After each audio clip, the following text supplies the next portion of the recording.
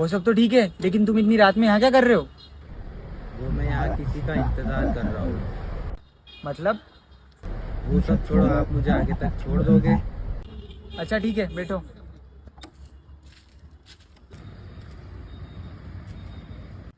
वैसे तुमने बताया नहीं कि तुम यहाँ क्या कर रहे हो? इंतजार। किसका? मेरी पत्नी का। अच्छा, वो मर गई है क्या? मरा तो मैं हूँ। तूने मुझे पागल समझ के रखा है क्या? तू मर चुका है, इसका मतलब तू भूत है।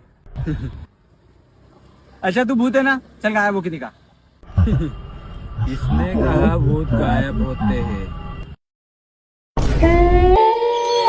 मंगल भावा